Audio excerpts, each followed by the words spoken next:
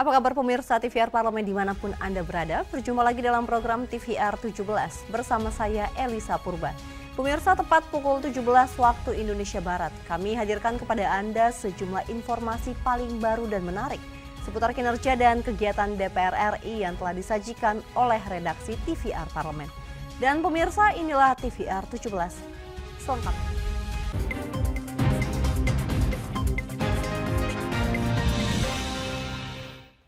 Pemirsa, Komisi 4 DPR RI berharap Kementerian Pertanian dapat berkoordinasi dengan Bulog dan Bappenas dalam menentukan harga jagung agar peternak unggas mendapatkan harga pakan yang terjangkau.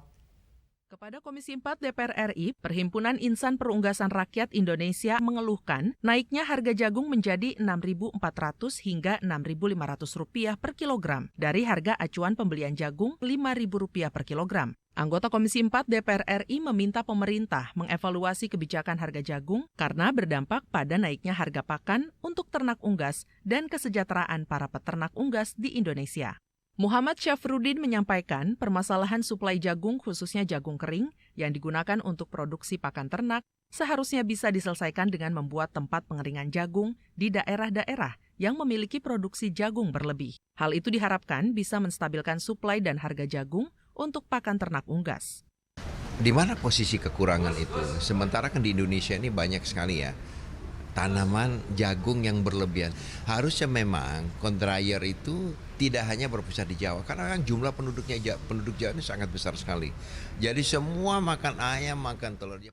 Anggota Komisi 4 DPR RI Jarod Saiful mendorong Dirjen Pangan dan Dirjen PKH Kementerian Pertanian, Bulog, dan Bappenas bersinergi menentukan harga jagung serta hasil produksi peternakan unggas seperti telur dan daging secara tepat. Dengan begitu, peternak unggas bisa mendapatkan harga pakan yang terjangkau serta pendapatan yang sesuai.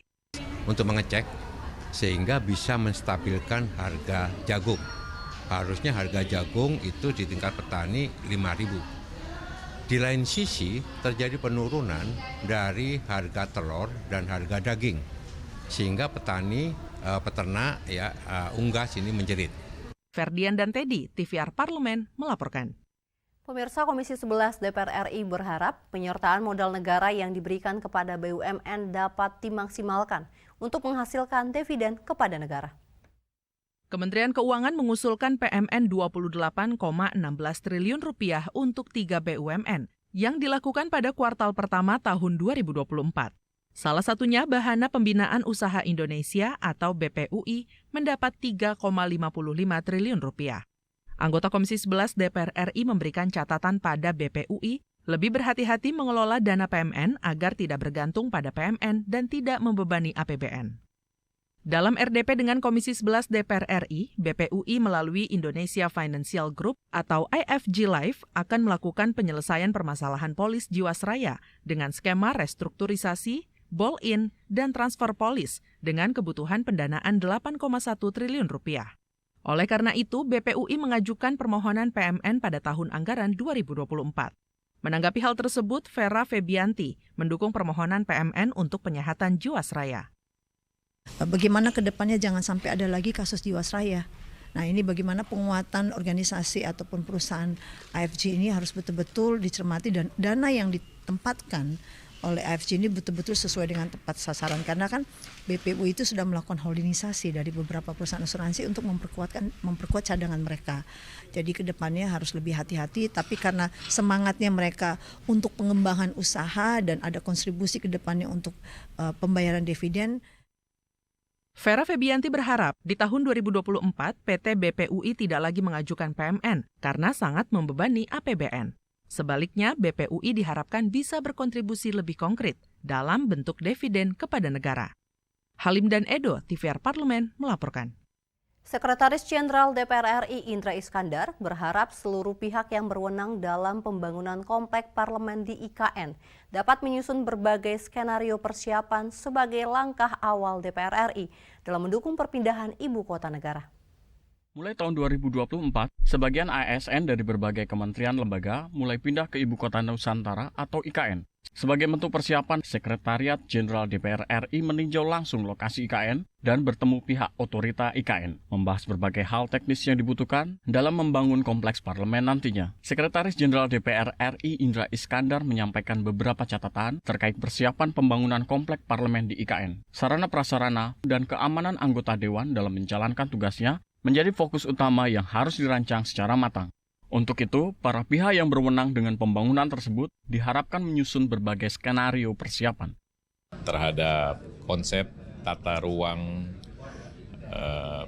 parlemen modern seperti apa, kelengkapan standarnya seperti apa, sehingga tentu harapan kami nanti perkantoran parlemen, kawasan parlemen di sana akan sangat mendukung untuk produktivitas Dewan ke depannya, sehingga lebih kondusif untuk menghasilkan produk-produk politik. Kepala Otorita IKN Bambang Susantono menyambut baik koordinasi yang dilakukan Kesekjenan DPR RI. Pihaknya siap menampung berbagai masukan dan catatan berkaitan dengan pembangunan kompleks parlemen, sehingga bisa maksimal dalam mendukung tugas dan fungsi kedewanan. Lokasi-lokasi kan memang sudah ada beberapa yang sudah diplot, tapi kemudian nanti menyangkut sumber dana ya, bagaimana nanti tempat untuk para anggota DPR, pimpinan DPR, MPR, dan juga beberapa site-site atau tempat-tempat yang harus kita bangun. Dari Kalimantan Timur, Sigit dan Denny TVR Parlemen melaporkan. Pemirsa, Sekretariat Jenderal DPR RI kembali menggelar acara Parlemen Remaja yang dimulai pada tanggal 11 hingga 16 September yang lalu. Dan informasinya akan kami hadirkan sesaat lagi, tetaplah di TVR 17.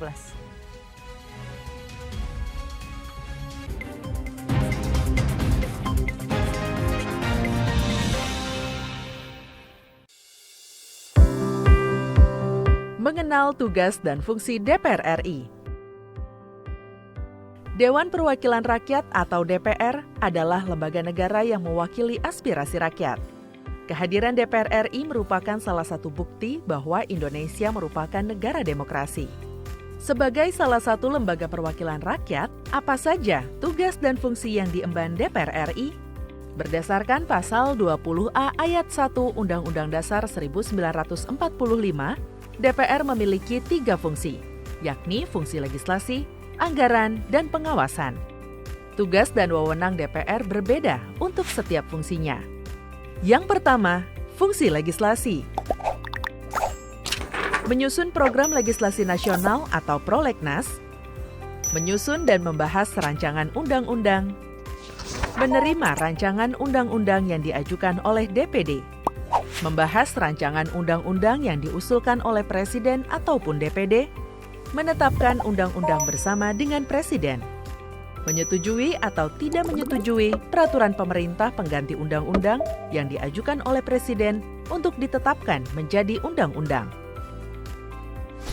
Yang kedua, fungsi anggaran. Memberikan persetujuan atas rancangan undang-undang tentang APBN yang diajukan oleh Presiden. Memberikan persetujuan terhadap pemindahtanganan aset negara maupun terhadap perjanjian yang berdampak luas bagi kehidupan rakyat yang terkait dengan beban keuangan negara. Menindaklanjuti hasil pemeriksaan atas pengelolaan dan tanggung jawab keuangan negara yang disampaikan oleh BPK. Memperhatikan pertimbangan DPD atas rancangan undang-undang tentang APBN dan rancangan undang-undang terkait pajak, pendidikan, dan agama. Yang ketiga, fungsi pengawasan. Fungsi pengawasan, DPR bertugas melakukan pengawasan terhadap pelaksanaan Undang-Undang APBN dan kebijakan pemerintah, serta membahas dan menindaklanjuti hasil pengawasan yang disampaikan oleh DPD. Demikian penjelasan tentang tugas dan fungsi DPR menurut Undang-Undang. Informasi ini dipersembahkan oleh TV dan Radio Parlemen, Biro Pemberitaan Parlemen, dan Sekretariat Jenderal DPR RI.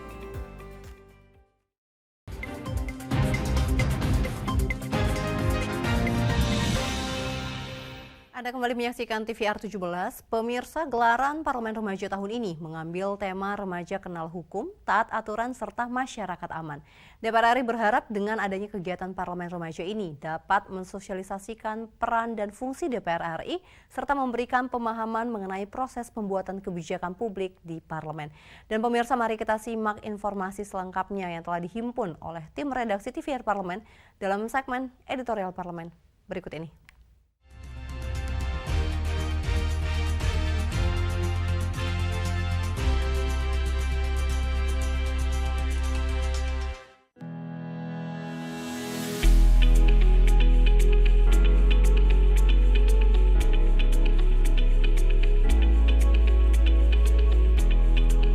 Sekretariat Jenderal DPR RI kembali menggelar acara Parlemen Remaja yang dimulai pada tanggal 11 hingga 16 September 2023. Program Parlemen Remaja merupakan ajang untuk mengedukasi para pelajar SMA sederajat terkait dinamika politik tanah air, khususnya dari sudut pandang lembaga legislatif DPR RI.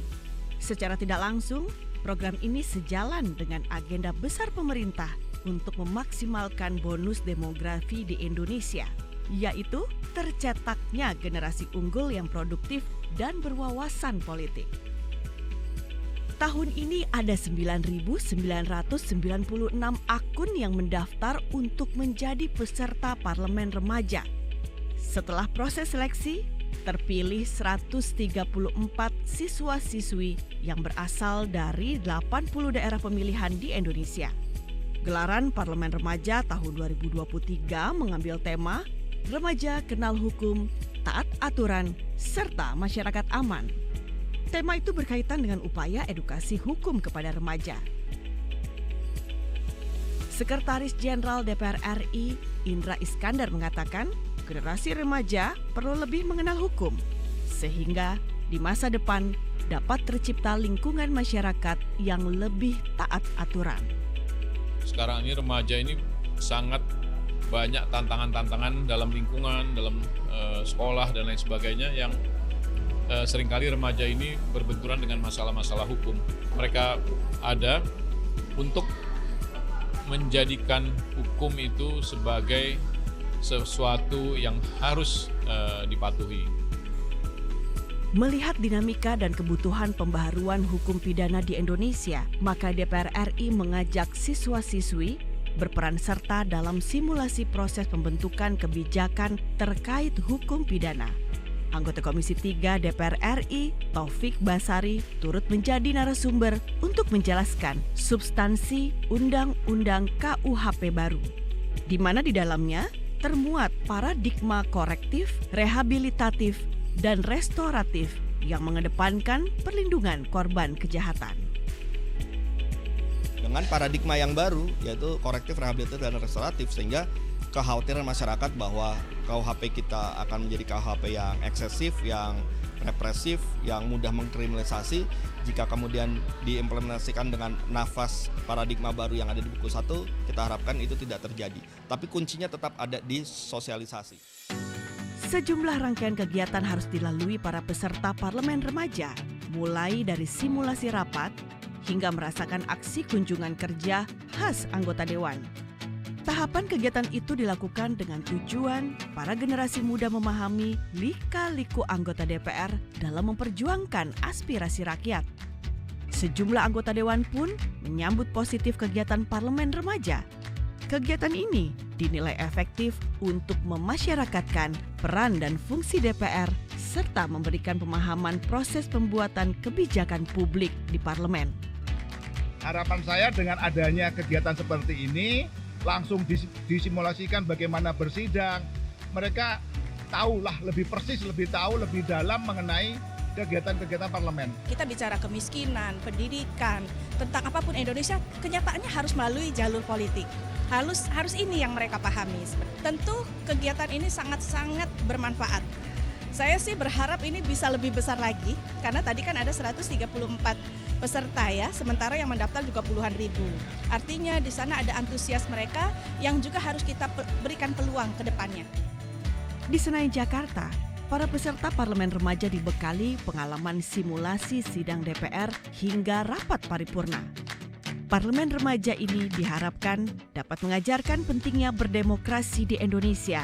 Hal itu sejalan dengan peringatan Hari Demokrasi Internasional yang jatuh pada tanggal 15 September.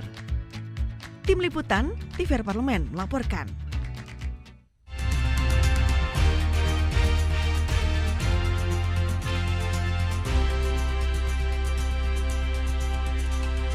Pemirsa, Komisi 6 DPR RI mendukung upaya pemerintah untuk memisahkan platform media sosial dengan social commerce maupun e-commerce di Indonesia. Dan informasinya akan kami hadirkan usai jeda, tetap di TVR 17.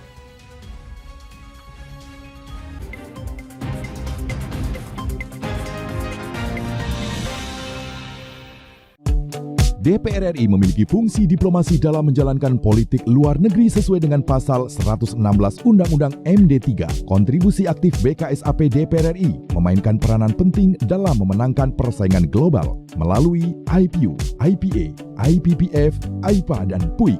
BKSAP memiliki komitmen yang tinggi dalam krisis kemanusiaan dunia. Fungsi diplomasi dijalankan untuk mendukung upaya pemerintah dalam melaksanakan politik luar negeri.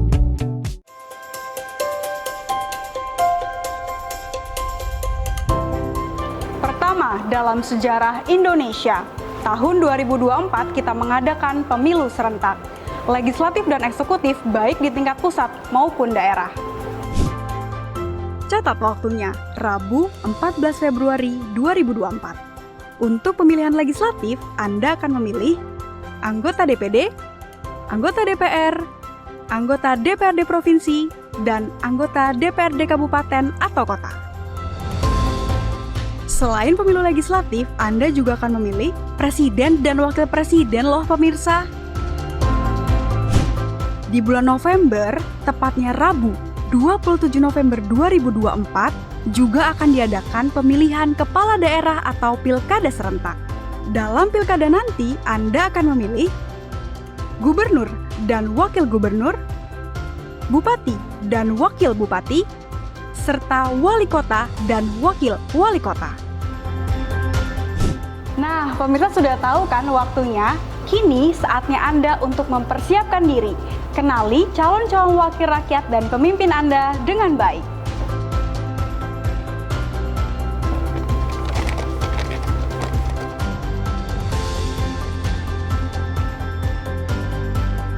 Jangan sampai kesempatan untuk memilih calon wakil rakyat dan pemimpin Anda terlewat begitu saja. Ayo ramaikan pesta demokrasi pemilu 2024 dengan meriah. Demi masa depan bangsa Indonesia.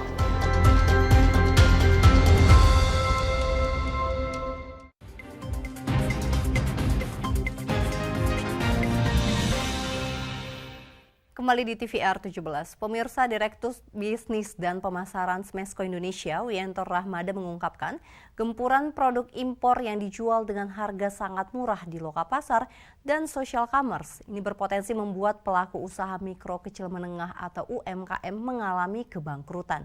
Anggota Komisi 6 DPR RI, Amin Aka, mendorong pemerintah untuk membuat kebijakan yang berpihak kepada para pelaku UMKM sehingga UMKM mampu tumbuh dan bersaing dengan produk dari luar negeri. Berikut liputan selengkapnya pemirsa bersama rekan kami Vincent Aldi. Silakan Vincent. Baik, pemirsa TVR Parlemen dimanapun Anda berada, saat ini saya tengah berada di Gedung Nusantara 2. Dan seperti yang kita ketahui bersama bahwa beberapa kios konvensional banyak yang gulung tikar pemirsa dengan mengubah strategi melalui online. Salah satunya adalah online marketplace. Hal ini juga tentu merugikan dari pasaran market di Indonesia tersendiri. Dan kita akan membahas dengan salah satu anggota Komisi 6 DPR RI, yaitu Bapak Amin. Pak, di sisi lain kan Pak, sebenarnya hal ini akan menguntungkan untuk para UMKM yang tidak memiliki platform kan Pak?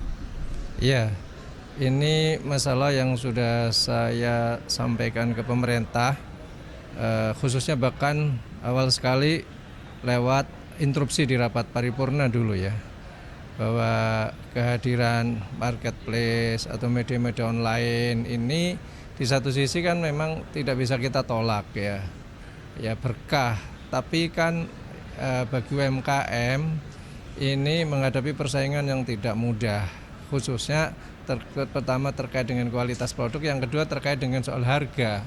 Ya. Dan disinilah pemerintah harus benar-benar menunjukkan keberpihakannya kepada UMKM. Dan ini kan diamanatkan oleh undang-undang.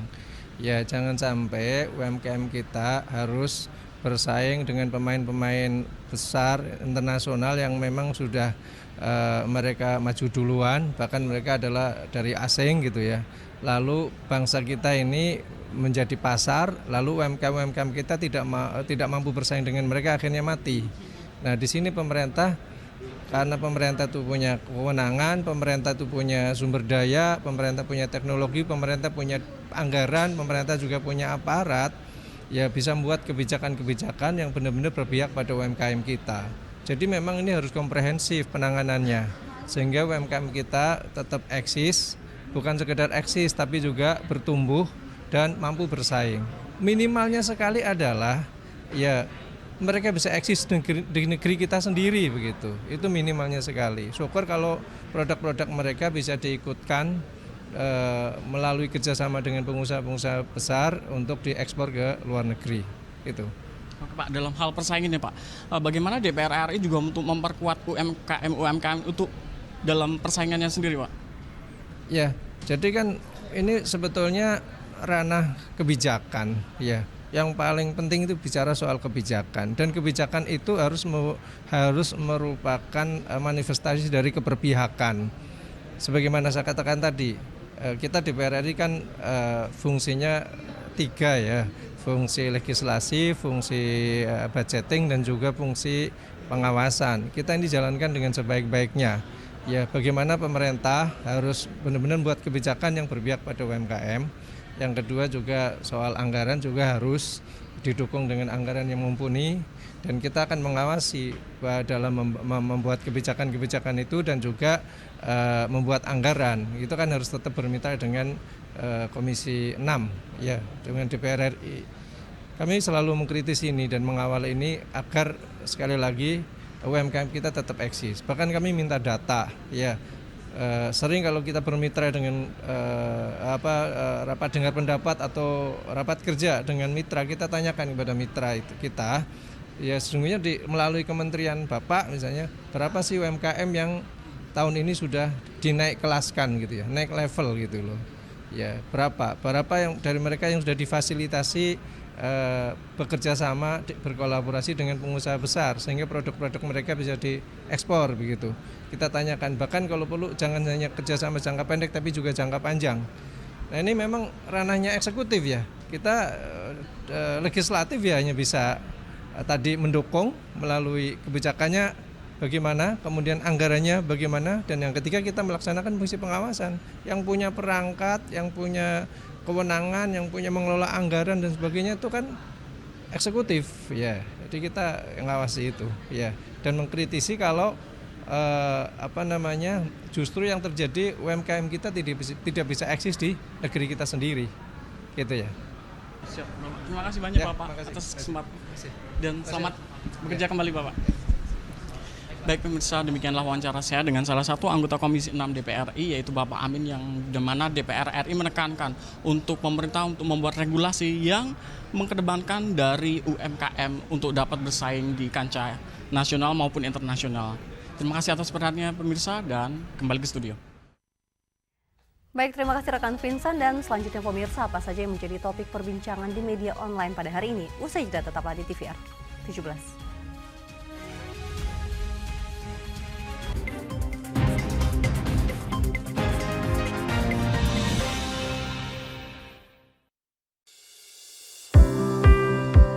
Mengenal tugas dan fungsi DPR RI. Dewan Perwakilan Rakyat atau DPR adalah lembaga negara yang mewakili aspirasi rakyat. Kehadiran DPR RI merupakan salah satu bukti bahwa Indonesia merupakan negara demokrasi. Sebagai salah satu lembaga perwakilan rakyat, apa saja tugas dan fungsi yang diemban DPR RI? Berdasarkan pasal 20A ayat 1 Undang-Undang Dasar 1945, DPR memiliki 3 fungsi, yakni fungsi legislasi, anggaran, dan pengawasan. Tugas dan wewenang DPR berbeda untuk setiap fungsinya. Yang pertama, fungsi legislasi. menyusun program legislasi nasional atau prolegnas, menyusun dan membahas rancangan undang-undang, menerima rancangan undang-undang yang diajukan oleh DPD, membahas rancangan undang-undang yang diusulkan oleh Presiden ataupun DPD, menetapkan undang-undang bersama dengan Presiden, menyetujui atau tidak menyetujui peraturan pemerintah pengganti undang-undang yang diajukan oleh Presiden untuk ditetapkan menjadi undang-undang. Yang kedua, fungsi anggaran. Memberikan persetujuan atas rancangan undang-undang tentang APBN yang diajukan oleh Presiden. Memberikan persetujuan terhadap pemindahtanganan aset negara maupun terhadap perjanjian yang berdampak luas bagi kehidupan rakyat yang terkait dengan beban keuangan negara. Menindaklanjuti hasil pemeriksaan atas pengelolaan dan tanggung jawab keuangan negara yang disampaikan oleh BPK. Memperhatikan pertimbangan DPD atas rancangan undang-undang tentang APBN dan rancangan undang-undang terkait pajak, pendidikan, dan agama. Yang ketiga, fungsi pengawasan. Fungsi pengawasan, DPR bertugas melakukan pengawasan terhadap pelaksanaan undang-undang APBN dan kebijakan pemerintah, serta membahas dan menindaklanjuti hasil pengawasan yang disampaikan oleh DPD. Demikian penjelasan tentang tugas dan fungsi DPR menurut undang-undang.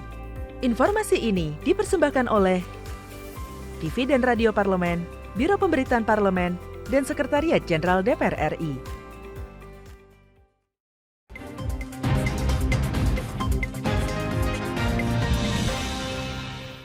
Anda kembali menyaksikan TVR 17 dan pemirsa, kali ini kita masuk ke segmen media nasional. Mari kita simak isu apa saja yang menjadi sorotan media, serta tanggapan dari sejumlah anggota Dewan. Bersama rekan kami, Dedi Ramadan.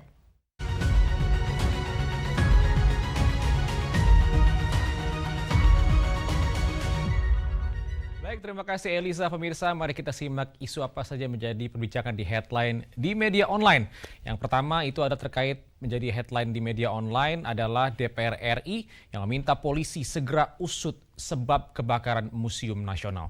Anda dapat melihatnya di tayangan Anda saat ini, pemirsa.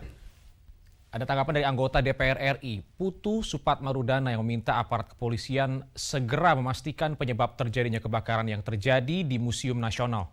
Dugaan awal, penyebab kebakaran berasal dari korsleting arus listrik.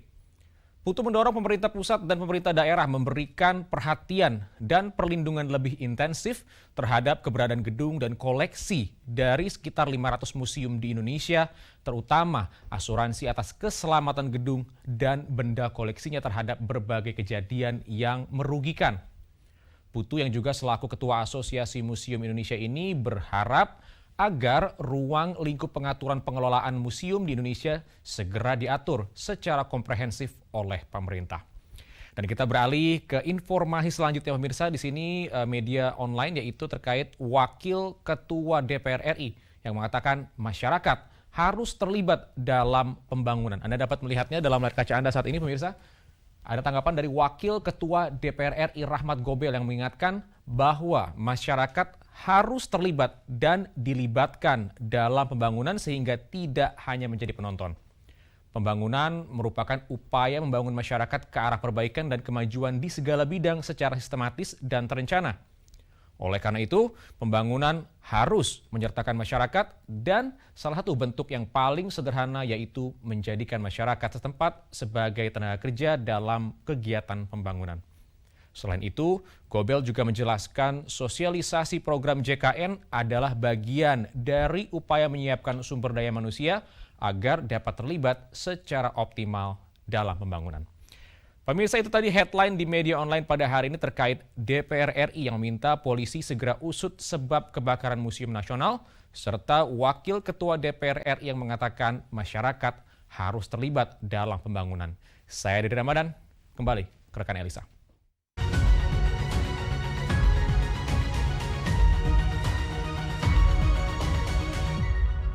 Ya, terima kasih rekan Dadi yang telah menyampaikan sejumlah sorotan dari media online nasional pada hari ini. Dan pemirsa TVR Parlemen, segmen media online tadi sekaligus menutup program TVR 17 edisi sore hari ini. Saya Elisa Purba beserta seluruh kru TVR Parlemen yang bertugas mengucapkan terima kasih dan undur diri dari hadapan Anda. TVR Parlemen, referensi Indonesia.